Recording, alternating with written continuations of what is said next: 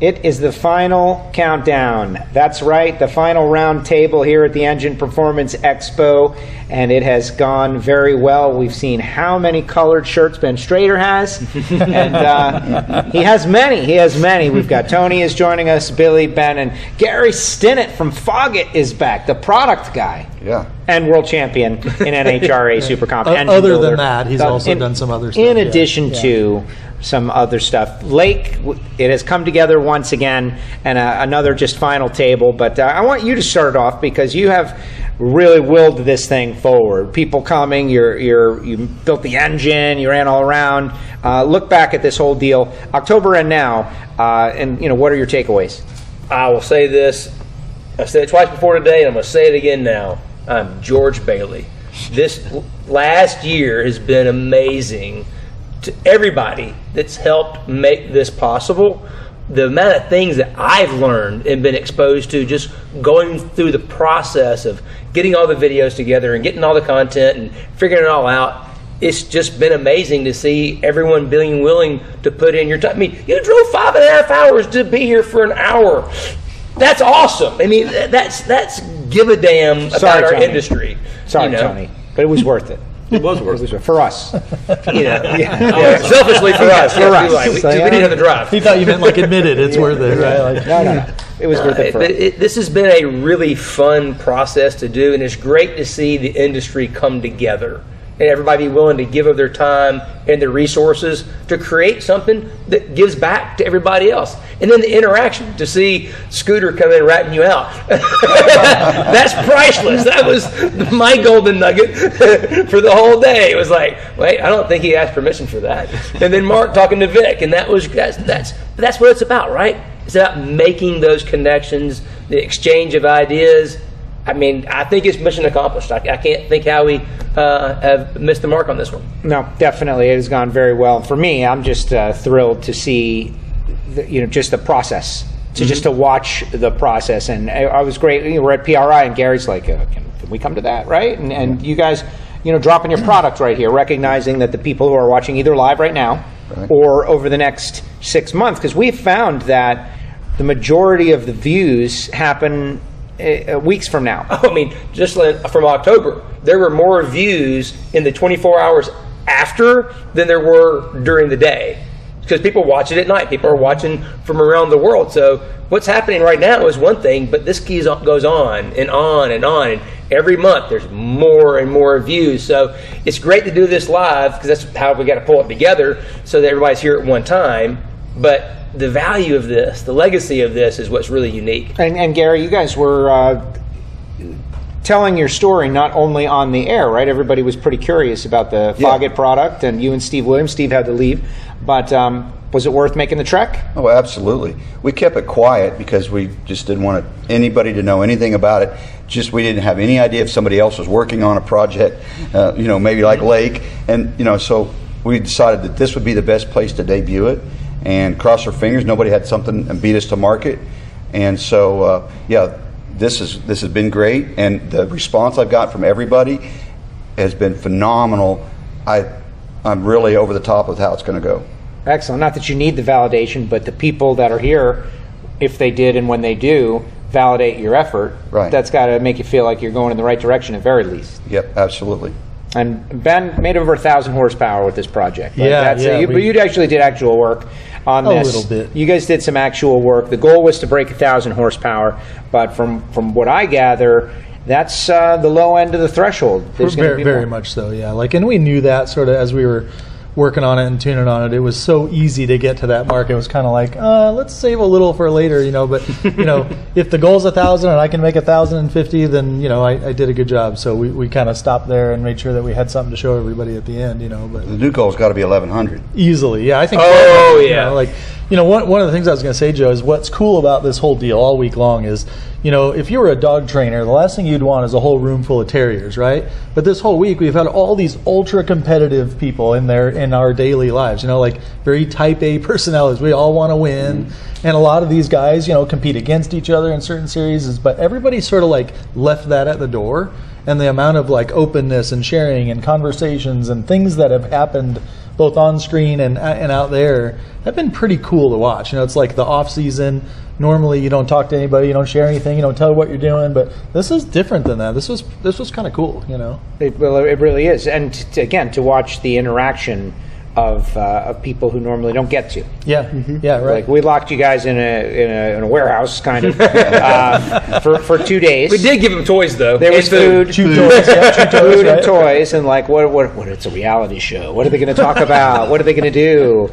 And it's just been amazing to see. And for my money, like the LS that makes 1,000 horsepower when things aren't right. Right, yeah. Lake messed up the fuel. We all know that. Man, never gonna live it down. No, but I remember. I'm old enough to remember my guy trying to run in the 7s for the first time. Had a 532 with a fogger, and it was how much did it make on the dyno? It made like $895, and that was a big deal. And man, that wasn't that long ago. I was saying the other day how when Keith was here and we were talking about like, man, what a time to be alive and to be coming up in this industry where you can call up and buy things with part numbers that will do this, right? So. It used to be, look at how hard it was to have an engine make 1,000 horsepower. 1,000 horsepower is a big deal. Now, we bolted a few parts together and I played with the laptop a little bit, made a couple runs, okay, 1,000. You want to make more? We can do that too, and it's crazy the level of quality that's available to an average person today that just wasn't there 15, 20 years ago. And that's the truth of this, is that was all catalog part. There was nothing custom other than a connecting rod. Yeah. And that's the only reason was because that was make it fit. The off-the-shelf ones didn't fit. Other than that, this is the one thing, and Bill Miller bailed us out and made that happen. And otherwise, it's all just stock parts you can buy from off the shelf. And we put it together, and we know it runs great because we had the oil analysis says it's perfect. It's not going to. It's perfect. It's running flawlessly right now. But what a different experience, Lake. Like you were saying, all the things you learned. I'm thinking, okay, let's see. Lake learned how to video edit this year. Yeah. he learned how to negotiate for the right engine parts and beg the machinist guys to fix all the stuff that didn't. Yeah. Yes. But a lot of production. In terms of actually just the engine stuff and being able to buy parts you can put together, like you guys didn't have that when you were coming up, right? Like I assume you guys probably made more parts than I've ever broken, and so what an amazing thing to just be able to walk in here and go, here, give me this list of stuff, boom, makes 1,000 horsepower. It was 25 years ago that I made 1,000 horsepower with a 565, 14-degree Big Chief heads, hand ported, in a manifold and a big carburetor, everything, and now you guys can just bolt some stuff together and make it. That's a great question. I mean, it was 400 horsepower just hooking up a couple of tubes. I'm like, that's just cheating. Tony, what about that? Do you remember when you first made 1,000 horsepower? Let's think about this. I do. Yeah, and it was a big deal. Mm-hmm. I mean, everything was hand done. Yeah, the manifold was hand welded and hand ported, and the heads was hand ported, and the pistons was hand fitted, and it was a big deal. So yeah, a lot of effort, right? Absolutely. Yeah, I mean, it was hundreds of hours probably. Right. So do you guys feel like you got cheated, or do you feel like you paved the road for everybody to build? Oh, we got cheated. CNC is cheating. True. Absolutely. Yeah. No, you definitely went the hard way. Things are always changing. It's getting better. Yeah. Technology, everybody gets smarter every day. So hopefully. Yeah, now people got 1,000 horsepower. They're driving around on the street, going to the grocery store. Isn't that amazing? And the number of guys that come to you and say, "Oh, build me 1,000 horsepower, whatever," and you're like, "Man, you don't need 1,000 horsepower." It's kind of scary. It's terrifying when you actually. When I drove 1,000 horsepower car on the street, it's uncontrollable. I don't know what anybody does with 1,000 horsepower. I'm looking at the torque curve on this thing, being like, that thing. Yeah, the tire hates you. Yeah. With a torque curve like that, it hates you. Yeah, that's the kind of car you can floor at 80 mile an hour and you'll spin the tires. I mean. No, it really is. Like in first and second gear, it's just how much smoke comes off. In third gear, it starts to hook up, but it's pretty crazy. And then you get up, like you said, about 80 to 100 miles per hour, and then you can finally start to put it to the ground. But if you hit anything on the street that's not just perfect, then all of a sudden, even at those triple-digit speeds, it can totally blow the tires off. And that really, we talk about strain gauges on seats for things like that. We just want to see what happens to a driver. Yeah. It'll get your attention. My guess, most people don't floor them. No. Well, you remember the red car we had at the shop as like a demo tool, and we put a Pro Charger on this. It was a 2016 Chevy SS, 4-door sedan, manual transmission, rear-wheel drive, cool car. But all of a sudden we put a cam and headers, and it was cooler. And then we put a Pro Charger on it, and it made so much power, it kind of ruined the experience. I mean, I would tell everybody, first gear is completely useless. Second gear is pretty fun, and third gear is terrifying. Like, after that, I don't need any more. This car is way too much for the street, you know. And I was like, I'm either going to crash this thing and kill myself, or I'm going to go to jail, you know, because it's so violent. And Tony, you're right. It's just sort of, and that thing only made like a little under 1,000, made 900 and something, but it was a unpleasant driving experience after that. We are in no way discouraging 1,000 horsepower. We want you to build them. That sounds like an old man now, I guess. But we just Everybody needs it. yeah. No, I mean, you need to know, but then it's funny, you get something like that, you get on the track, and it's so much fun. Yeah, You know what I mean? Because once you have a prepared racing service, you have good racing tires, you're in a closed course, then all of a sudden, and that's the other thing, is you can use it for more seconds. You know, you only get a certain amount of seconds. It's like, how many seconds to either the cemetery or the jailhouse, you know, when you're on the street.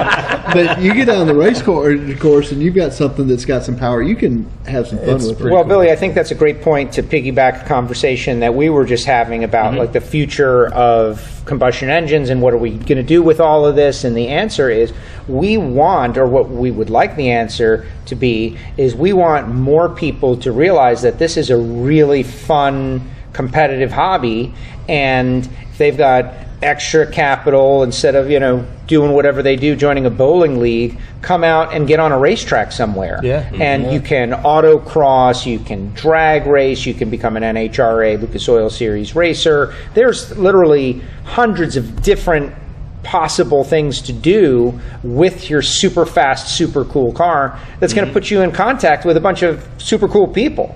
And like, isn't that what everybody is looking for, right? Like something that they love to do, and everyone here has found it already. I think the vast majority of sportsman racers would tell you that they continue to do it because of the other sportsman racers, the people. You know? Sure. Yeah, it's always it. The camaraderie. You go to the track, sometimes just to meet people or be with people that you've made friendships and they're from way far away, and you just need to be around them. This has been great to intermingle and out there with everybody. I saw you like 2-3 years ago. It was the last time I saw you in person. So yeah, it's a family reunion kind of, you know. Oh, exactly.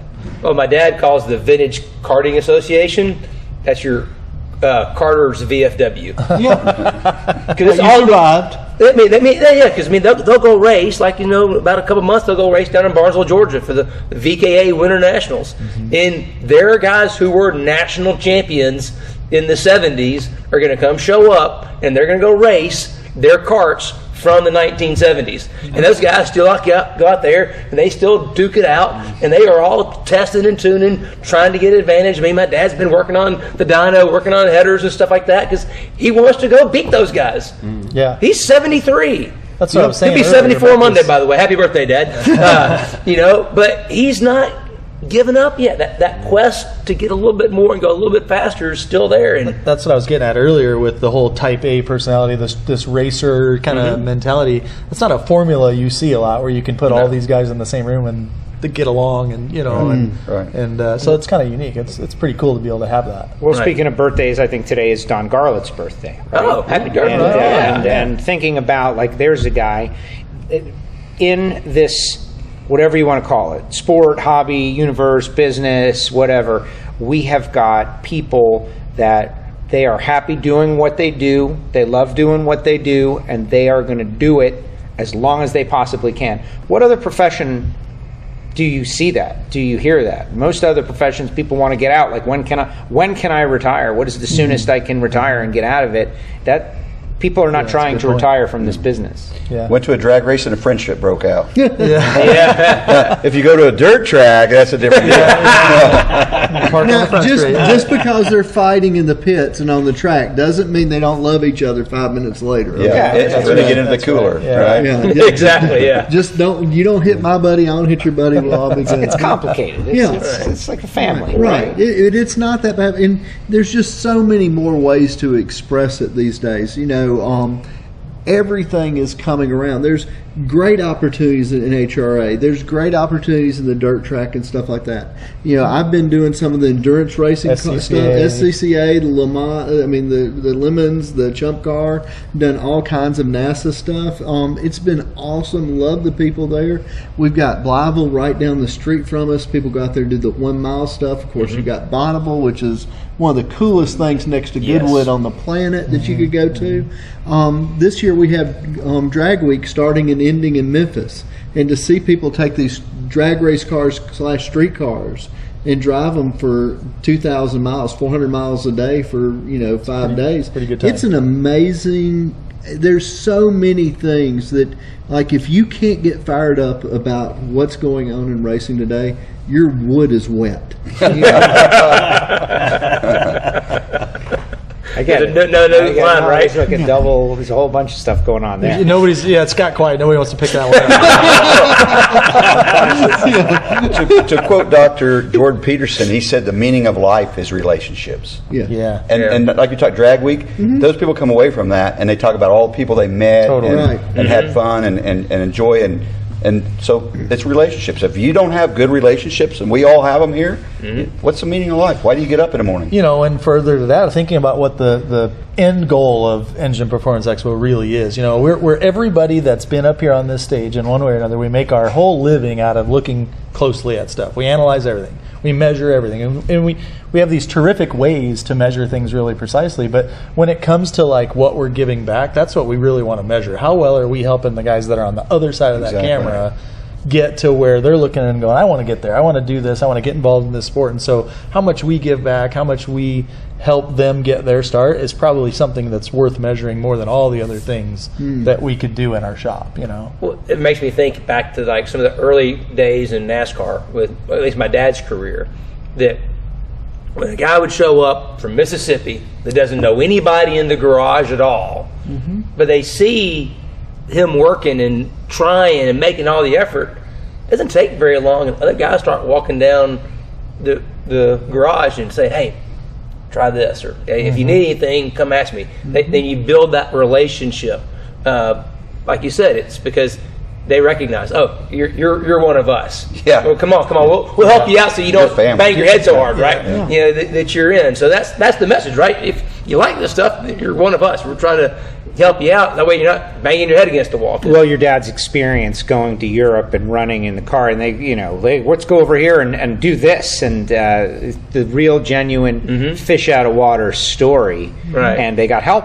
Right. They got help right away. They got help. For Fabi, he doesn't win that world championship. Absolutely. And that's the thing about people who are into this stuff. Whether you're like Billy and you're genius level and you're touching everything that's going fast, or whether you're like, Joe who's just talking about it, right? It's still, there's this mutual, like, these people are different than the average, person who flips on the television, who is entertained by 8 p.m. network sitcoms. Like, it's a different kind of person, and there's nothing wrong with any of that, but people recognize it, and if you're putting in some effort and you want to be a part of it, someone's going to help you, I think. Yeah, and I'm thinking a little bit more, Gary, about what you said. The relationships you built because you went to this race, or I went to a race and a friendship broke out. I think the key thing there is to be involved and show up at the racetrack. To get involved and come to these seminars, or show up at Tony's shop, or call Billy or somebody. It's to get off the couch and put down the whatever laptop and go out and physically do stuff, because that's where all the people are. And when you get where the people are, you build relationships, So I think this is a great way to kind of give them an opportunity to find out who the people are they should be talking to. But the next step is you just got to go do it. You got to get up and start doing stuff. You can watch the videos to learn the language, but you're never going to be a citizen of the country until you move there. Sure. The other thing that our goal to come here was to educate people, and that's what Ben does, right? Right. Is to educate.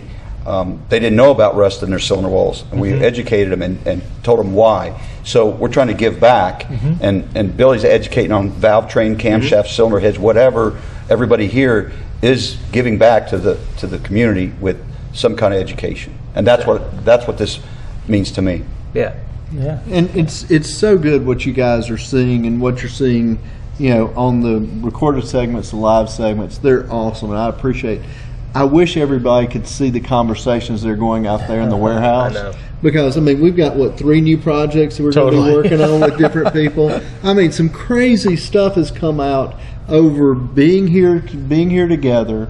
You know, we're all kind of locked up in the same hotels at night. We're all going to the same warehouse locked in. The doors don't work, by the way. I don't know who to tell the but They work in, but not back out. Right, I've noticed that. But, the conversations out here, as we move forward, if we can have more and more people involved in the live side of things, I think that would be there's great. a tremendous value for being here and actually getting a face of the name, shaking a hand, getting a business card, seeing what's going on, meeting some of these people. Certainly, we want you to be involved online. We love that people are tuning in. We're not against that any way, shape, or form.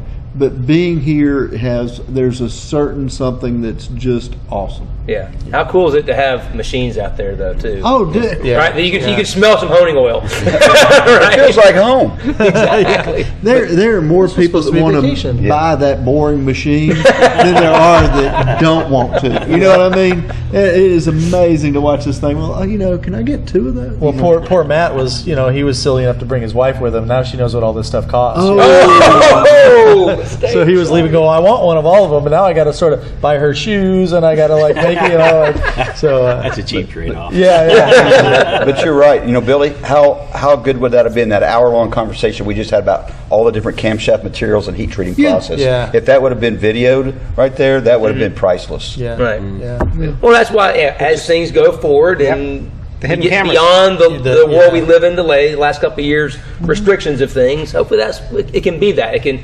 be not just you can only watch it online. No, you can watch it online if you're in Australia, right? Yeah. Or you can be here. You can stand back there. And they have flights from Australia to here. I've done one of those things. Right, but they're not allowed out of the country just yet. Okay. Right. Oh, yeah. There will be. Right, there will be, yes.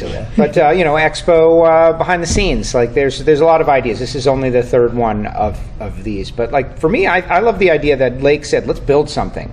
Let's not just talk about something, let's build something. And I think there's a lot of people out there. Everybody here is super successful, okay? And that success enables you to be creative and do some fun things. But I think that the average guy, shop, engine builder, maybe it would be really beneficial for them to invest in their own creative projects. Look how much was learned from this creative project to do something. Your customer doesn't necessarily want you to do it, but maybe you do something for yourself. Well, and again, we talked a lot about how, I was saying, guys like me have it easy because I'm younger and I got to ride on the coattails of all these people that made all the stuff easy for me to order part numbers and do the types of projects. But now imagine all of us really came up and there was hardly anybody that was willing to share their secrets. But then now you have this resource, right, where this really high level caliber of people have been for 2 or 3 days now just on and on and on saying, let us help you, let us show you how to avoid some of the hardships and the mistakes that we made. So this whole online resource now is a completely new product that didn't exist when most of us were trying to figure out the right way to bolt on a cylinder head or choose a camshaft or choose a fuel. Yeah. Yeah, exactly. Imagine how many guys out there are going to avoid C10 now. Exactly. You probably VP C10 sales is you single-handedly destroyed their. I sold all my stock right after that. To be fair, Freddie really reinforced everything that Blake said. He did. Yeah. He said, "Listen, it's going to be okay." Right. We learned. That's something I learned. We survived. We put Q16 in it. It was fine. It was good. It's all good. Oh, wait a minute. And now we know. 1,040 with Q16? That's really... That's cheating. Yeah. That's cheating. We got to use a CNC. We got to use Q16. Guys, come on. That's what we I'm haven't saying. even broken out the C45 yet. Come on. Yeah. We haven't even begun. But now we know from Tony, we can turn more RPM, and I can sleep at night and not worry about my oil cavitating yet. He didn't guarantee you that. No, he didn't. He said I had to pray first, but I pray every day anyway, so that's okay. I think it'd be cool to try. Well, you said it's a push. Well, what he said is, I think it'd be cool for you to try. Right? That's what I meant. Exactly. Tony doesn't like you, does he? Throw like a third arm out your head for some C45, breathing those fumes or something, right? It's tough stuff. Yeah.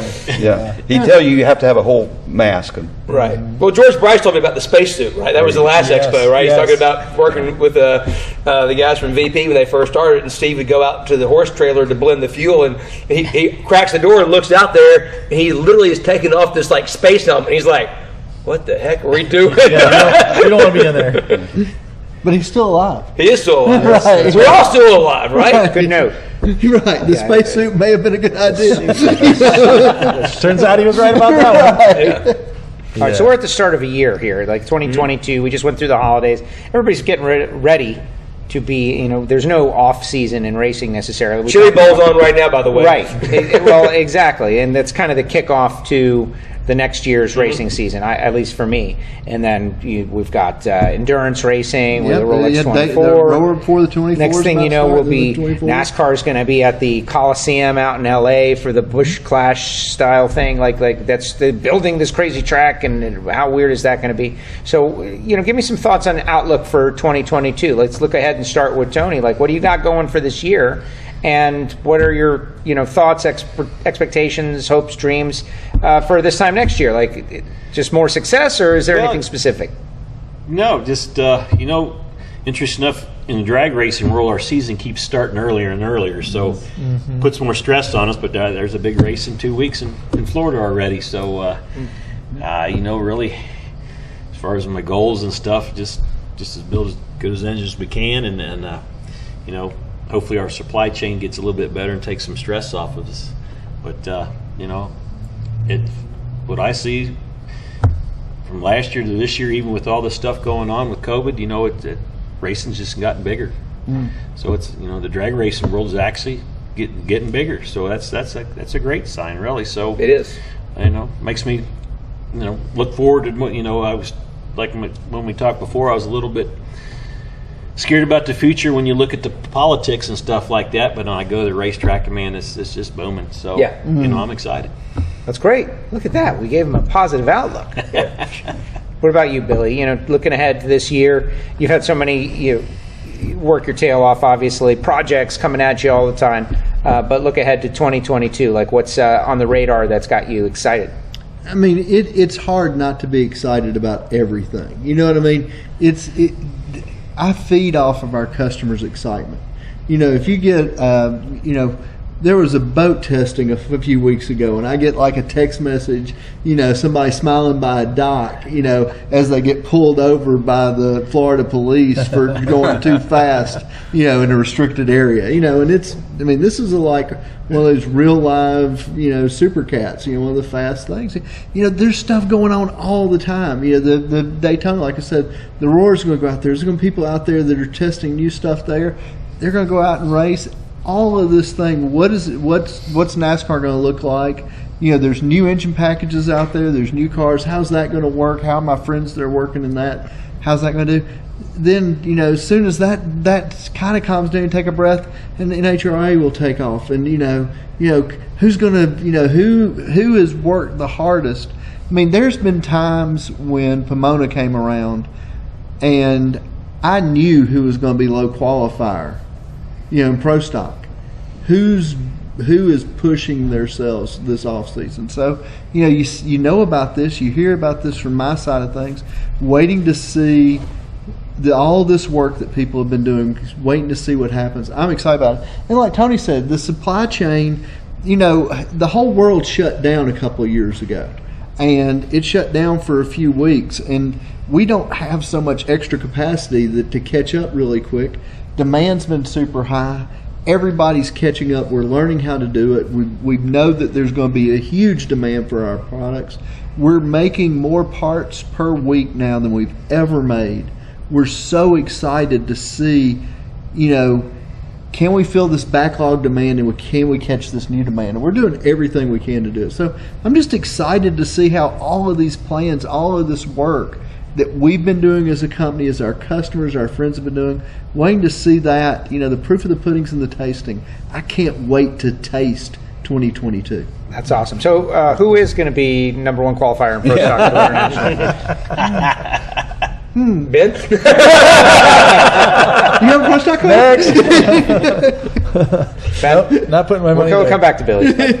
Come back. So 2022 for me is, we do a little bit of racing and competition. I only have a couple of guys that I do stuff for. We run with Robbie in the Ford and the NMCA thing. I think some of Tony's guys run in that class. And so we didn't have a very good season last year because I hurt one of the engines on the dyno. And then we took the other one. He said, well, let's just freshen it up real quick while we're doing them both. Well, then all of a sudden we couldn't get parts. So we ended up missing a bunch of races just because we didn't have anything. And so we decided to take that time and really work on the package and show up this season with 2 brand new ready to go bullets. And so we're excited about that. But to be honest, that's not like a lot of these guys, that's not my real focus. My real focus is I'm always trying to learn new things so I can integrate it into our curriculums, and my real job is to help people and educate and teach. And so, as Billy said, just the projects that we've picked up this week, I came here with too many things to do already, and I'm leaving with several more of like, wow, the conversations, we should try this, we should test that. And all of a sudden I'm like, I can't wait to get home so I can start working on this stuff. So really, I like to tell everybody, I'm not a true engine builder like these guys are. I'm just a borderline hobbyist, a hobby level guy. But I like to do the R&D so that I can learn the things that I want to teach. And I say that all the time. I only teach the things that I most want to learn about. So we go back in the shop and run the dyno or the Spintron or work on the flow bench a little bit or whatever. But I don't have the same pressure that you guys have of like, I got to get this engine done. It's got to go out. The guy needs it right now. I can't afford to try anything new because we just have to finish and go. So in my position, I'm unique in that I get to take my time, really investigate the how, the what, the where, the why. And so for me, 2022 is just packed full, top to bottom, of R&D and learning. And you got new tools. I got new tools. Yeah, we got combustion analysis stuff now. We got some new stuff coming, camera-wise, high-speed camera-wise for the Spintron. Like, man, it's going to be an amazing year of learning in 2022, and then a ton of fun in 2023 when we get to share it all. So, Gary, you're not running for another world championship. No, allegedly, until you accidentally find yourself in contention, in which case then you will be. Yeah, well, I'm like these guys. I'm excited, but for a different reason. Instead of trying to run NHRA stuff, I'll be out there running NHRA stuff to sell Foggett, right, and to sell our products. We still sell carburetors, throttle stops, and all that. So we'll be out there. We have a ton of work in the shop, more than probably ever. Seems like we have 1 million engines in there to get done, all by Gainesville or Pomona or whatever, And I've told you once, I told you a million times, I don't exaggerate. So it feels like we got 1 million. Right. But we just have all this work to do. But the excitement is going to be, I'm going to be out at both big money bracket races and NHRA stuff, and shaking hands and kissing babies and trying to spread the word about Foggett. And so that'll be new and fun, exciting as people come up and they're excited and happy for you and want to buy it, want to explain some more, whatever. So that'll make the racing side that had become kind of stale after 30-some years of doing it a little bit more exciting. But that's a crazy scene that we really didn't talk too much about it, but the big money bracket racing scene, because it's like a niche of a niche of a niche of a niche, except in what forms of motorsport does the winner roll out of there with $300,000? Yeah. Right? Like it's pretty rare. Like those guys are competing by the end of the cut and everything. I don't know if it's actually $300,000 because they're splitting it at once they get to 16 cars or something most of the time. But that world has popped. It's huge. You're running for huge money. It's not $40,000 or $50,000. It's $200,000. But even if you were running for $50,000, that would be a huge amount of money relative still a lot to of money. to what a lot of guys win when they go out there. Yeah, So. I mean, the most I ever won in NHRA was 94 U.S. Nationals. When I won it was $16,800, and I won it 20 years later and it was $12,200. These guys are going out there and winning $50,000 every week. Yeah. There's guys, I mean, easily. And to answer your question, when they had the true 1.1 million and they got all the cuts done, the winner got $400,000. So, I mean, they claim it's life-changing money. It is. Now, it got a little carried away this last year. There was 4 millions. Everybody kind of said that's too much because the entry fee is steep. Right. So they've cut it back. There may only be 1 or 2 this year. I think it's going to level out over the next 5 to 10 years. You'll see more 20s and 50s and a few hundreds, or there's going to be a 500 this year. But it kind of peaked, and everybody realized that's pretty stout to roll out. If you enter and you need a double enter because they'll let you, and you're maximizing your potential. But you'll leave there with an entry fee of between $8,000 and $12,000. Not very many people can do that for very long. Yeah, it's pretty spicy. So it's okay, but they need to learn, the business model, it'll calm down. But today, in bracket racing, you can go anywhere you want to go in the United States any weekend and run for at least 20,000 3 days in a row. Wow. Any weekend, and in some weekends, especially in this part of the world, on the East Coast and in the South, you'll have 5 choices to do that for. So that is a huge market. Guys, if you're building engines, don't forget those bracket racers. It's not uncommon. I did some of it myself this last year. You'll put on 30 to 40 runs on a weekend. These guys are putting between a minimum of 300 runs by sometimes half season, but 600-700 runs, 1,000 runs a summer. That's a lot of laps.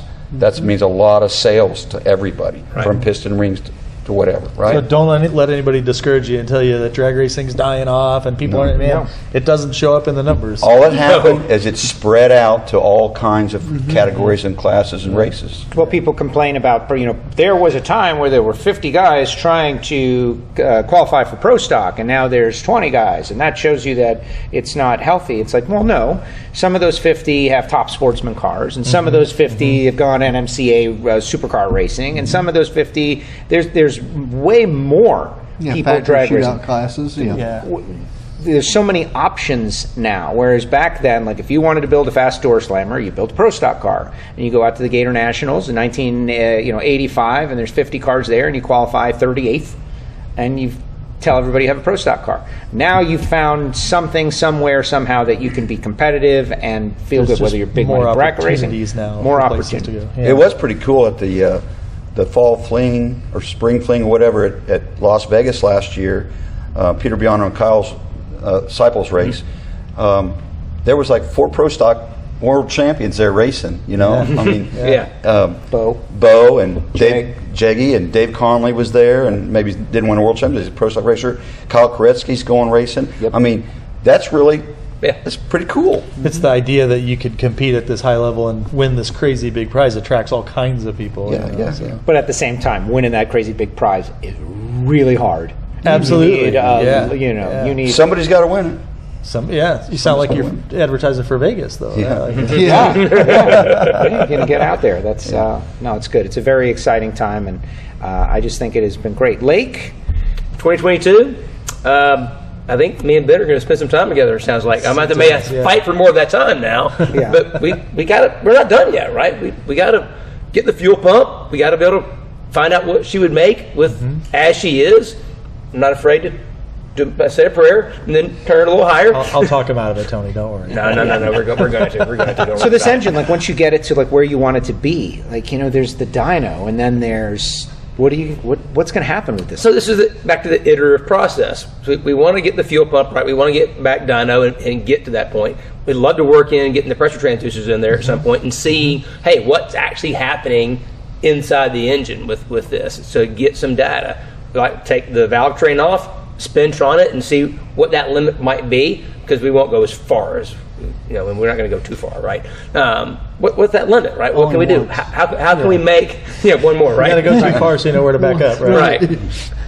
We'll see what's going on there. What improvements can we make maybe in the valve train to make the engine a little more efficient, right? We maybe want to look at pistons, maybe look at changing the bore size, bore stroke combination, right? Keep it about the same. Come up with another iteration where we can document those changes we made, so we can say, okay, what does that iteration number 2 look like, and why did we change these things? And there you go. So it's kind of bring everybody along for the ride as we do engine development, and we can kind of do it in that iterative process and show everybody what we're doing. So we talk about that at the shop all the time. There's a huge difference between doing engine development work and doing engine building, right? So a lot of guys make a great living doing engine building, but you got a customer that's waiting on the engine. You can't just say, hey, let me try 5 camshafts and a couple rocker arms and let me see what this piston does. Like, you don't get that luxury.